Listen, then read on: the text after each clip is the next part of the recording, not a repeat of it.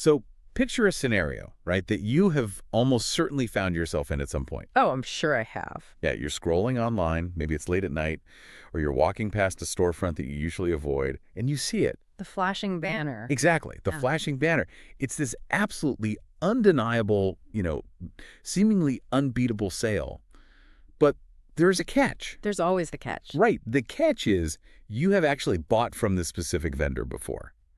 And your past experience is just full of glaring neon warning signs telling you to walk away. Like the product was flawed, or the shipping was a total nightmare. Oh, or the customer service was just completely non-existent. But, I mean, the price on the screen is just too good. Yeah. We have all felt that incredibly irrational impulse to completely ignore our own hard-earned historical data just because a new offer looks shiny and full of promise. It really is a profound sort of cognitive dissonance, isn't it? Like, Yeah. we look at the bargain and our brains just willingly initiate this selective amnesia protocol. That's a great way to put it. Yeah, all the frustration we experienced in the past just gets momentarily filed away under irrelevant. And it's replaced entirely by the anticipation of getting a good deal.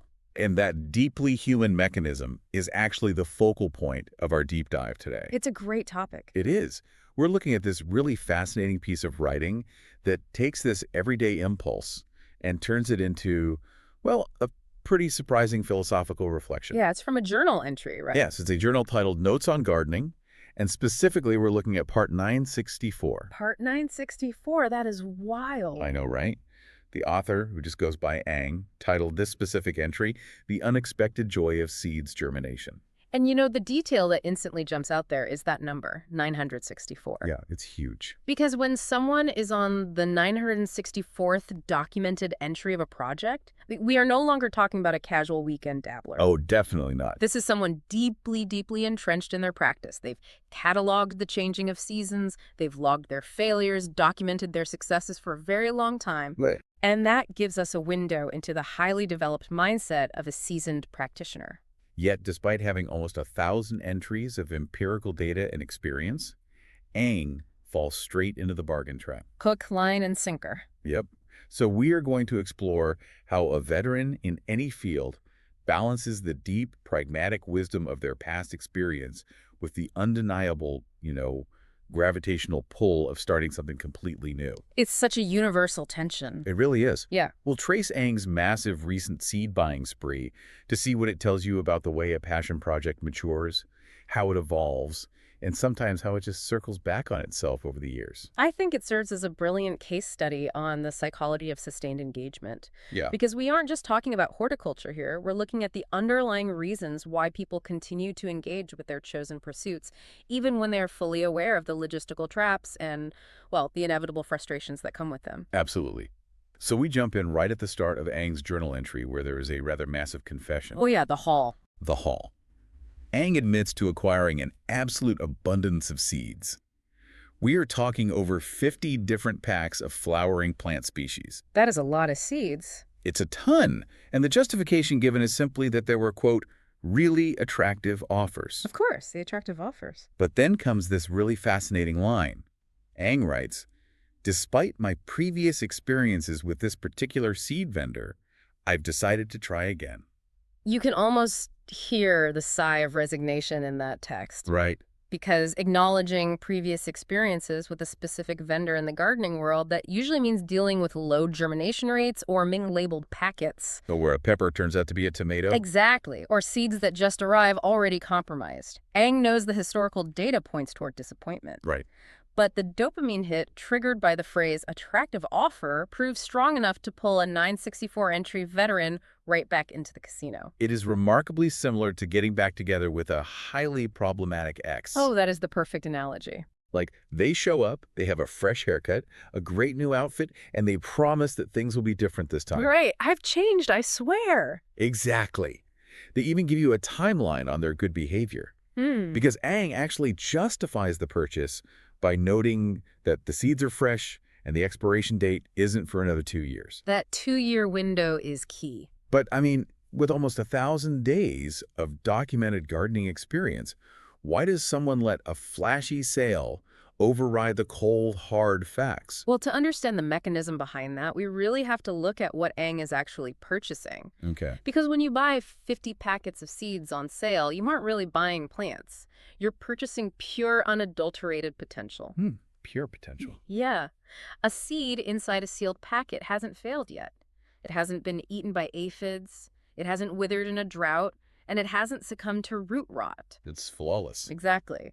And neurologically speaking, the anticipation of a reward often triggers a much larger dopamine release than the actual acquisition of the reward itself. Oh, yeah. The brain actually prefers the fantasy of the perfect garden over the muddy, sweaty reality of planting it. It's like the Schrodinger's plant concept. Yes. As long as the packet remains sealed on the desk, it contains a guaranteed prize-winning bloom. And then that brings us to the 2-year expiration date, which is where the biology perfectly mirrors the psychology here. How so? Well, a seed is literally a suspended embryo. It's life in a state of metabolic pause, just waiting for the right conditions. Right. By securing seeds with a 2-year viability window, Aang is basically buying a 24-month psychological safety net. Oh, wow. Think about it. On a day when the actual garden is struggling, or, pests are destroying the current crop, Aang can look at that stack of 50 packets and feel the comfort of future potential. It's an escape hatch. Exactly. That long window of stored optimism easily outweighs the memory of a previously bought shipping order. The bargain was really just the catalyst needed to justify buying that feeling of hope. That reframes the entire purchase. I mean, it's basically a cheap way to buy a 2-year supply of future optimism. Precisely. But, as we know, that dopamine hit from the checkout cart is always fleeting. It always is. Which makes what Aang writes next so incredibly compelling. Right after justifying this massive purchase of exotic flowering plants, Aang takes a sharp, self-reflective pivot. It's a great pivot. Yeah, and asks a very blunt question in the journal. Do I still propagate plants from seeds these days? The self-awareness in that transition is just striking, and the answer Aang provides offers a genuine masterclass in understanding the life cycle of a hobbyist. Because Aang answers the question by writing, yes, in some ways, but not as often or as enthusiastically as before, when I first indulged in gardening many moons ago. Right, many moons ago. And then we get a description of what their daily gardening routine actually looks like today. And spoiler alert, it is nothing like ripping open 50 packs of store-bought seeds. Not at all. Aang notes, these days I'm just harvesting seeds from existing plants like basil, celosia, and some unknown weeds. Unknown weeds. Yeah, the contrast there is just incredible. On the desk, there are 50 glossy, store-bought packs of floral promise. Out in the yard, Aang's pragmatic reality is literally harvesting seeds from random weeds. We literally have the consumerist fantasy placed directly next to the grounded, highly pragmatic reality of daily practice. It's quite the juxtaposition. It really highlights a massive shift in how the gardener interacts with their environment over time. But when someone admits they aren't doing something as enthusiastically as they used to in their many moons ago phase, the instinct is to assume the passion is dying. Sure, that's the common assumption. But harvesting seeds from unknown weeds doesn't sound like someone giving up. It sounds more like, quiet detachment from the need to control the outcome. Yes, it is a psychological evolution, not a degradation of passion. Okay, unpack that a bit. Well, if we look at the trajectory of almost any complex pursuit, whether it's gardening, playing an instrument, or even amateur astronomy, the early phase is almost entirely defined by acquisition and control. Like buying all the gear. Exactly. In that early phase, you buy the top-tier gear, you obsessively read the manuals, and you try to force a very specific, idealized outcome. So in gardening, that means you want your flower bed to look exactly like the digitally enhanced photo on the front of the seed packet. Spot on. And doing that requires an enormous, frantic expenditure of energy. You see that everywhere, actually. Like the musician who spends way more time buying new guitar pedals than actually playing chords. Oh, guilty as charged. Right. Or the runner obsessing over their smartwatch metrics rather than just enjoying the trail. It is exhausting to maintain that level of force control. It really is unsustainable over a long period. A mature practice, which Aang has clearly developed by entry 964, shifts from imposing your will onto the environment to collaborating with what the environment is already providing. Working with nature, not against it. Exactly. If the basil is thriving naturally, you harvest the basil. But the most revealing detail is the unknown weed. Yeah, that stood out to me too. To a beginner, a weed is an enemy, right? It's an invader that disrupts the perfectly planned aesthetic. Right. You pull it immediately. But botanically speaking, a weed is just a plant that has mastered your specific soil and climate conditions without requiring your permission or your labor. Oh, that's a brilliant way to look at it. It's the ultimate localized success story. It figured out how to thrive while the expensive store-bought plants struggled. Exactly. So by harvesting seeds from a weed, Ang demonstrates a total dissolution of the rigid hierarchy between a quote-unquote valuable plant and a worthless plant. The obsession with aesthetic control has been replaced by a deep appreciation for biological resilience. Yes, and the vital piece of evidence showing the passion is still very much alive comes right after that. Ang writes, still, germinating plants from seeds is always an exciting part of gardening. So the core mechanic of the hobby still holds its magic. The reverence for the biological process remains entirely intact. The joy of witnessing a dormant embryo break its shell and push through the soil is still there. Ang simply no longer feels the need to orchestrate that process with frantic, exhausting control. The hobby has been fully integrated into a sustainable lifestyle rather than being treated as a high-stakes performance. That makes total sense. Yeah. But that brings us to a massive contradiction. Oh, here we go. Right. We have just established that Ang is this highly grounded, sustainable practitioner who peacefully collaborates with everyday weeds. A Zen master of the garden. Exactly. Yet, sitting on the desk is a chaotic variable, 50 packs of store-bought seeds from a vendor with a spotty track record. The glossy packets of potential. Yeah. And we haven't even factored in the environmental reality yet, which makes this purchase seem even more counterintuitive. Oh, right. The environmental context completely reframes what Ang is doing with those 50 packets. Because Ang reveals that they live in a tropical climate, and more specifically, they are right in the middle of the rainy season. The rainy season. Yeah. Now, look at that giant pile of newly purchased seeds. Ang casually observes, based on their origin, some may not be suitable for a tropical climate. That's an understatement. Right. And it goes a step further.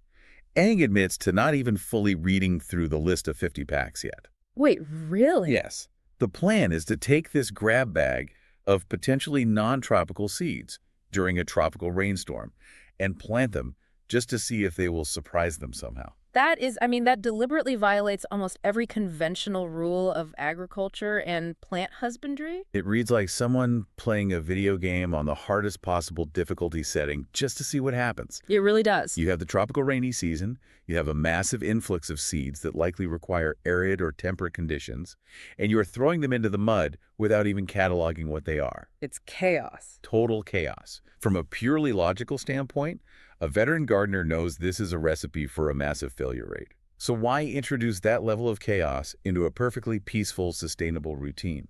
Because predictability eventually breeds a certain type of boredom, even in things we love. This connects directly back to the title of the journal entry, The Unexpected Joy. When you have 964 entries worth of experience, you already know exactly how to grow basil. You've done it 100 times. Exactly. You know exactly what the celosia will do. The dopamine hit of novelty that we discussed earlier is completely gone from the daily routine. Right.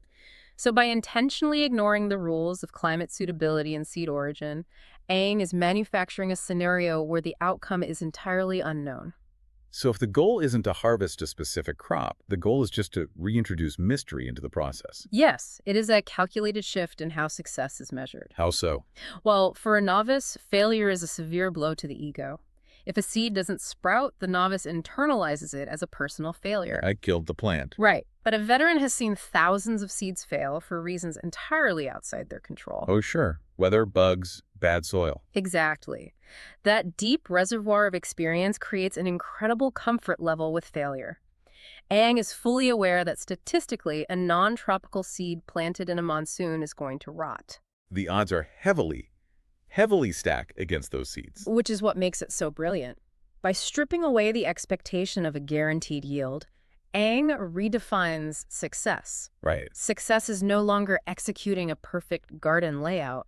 Success becomes witnessing resilience against the odds. Oh, wow. Yeah, if 50 seeds fail, it's just expected data.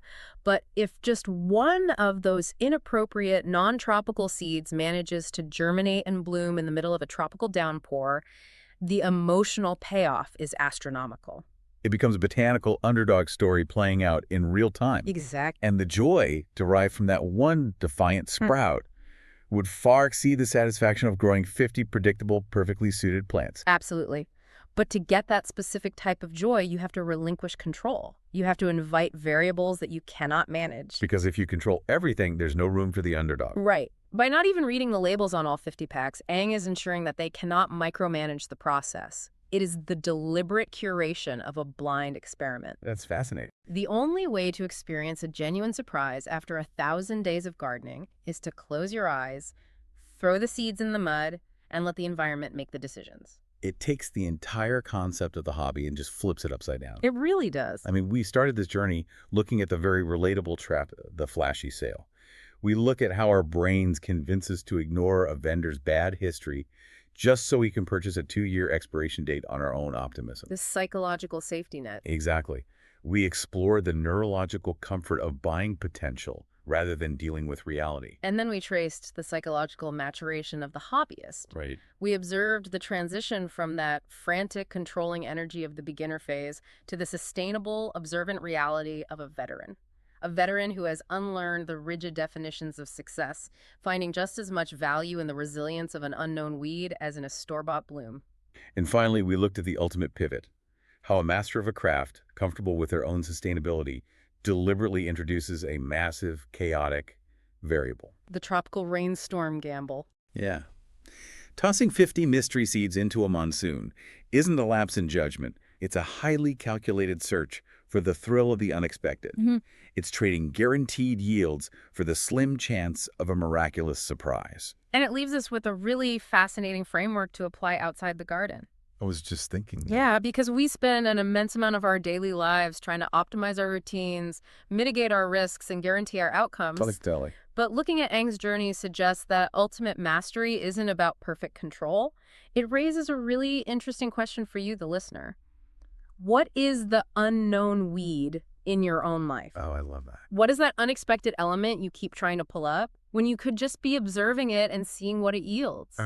Perhaps the deepest fulfillment doesn't come from forcing our environments to match the picture on the packet.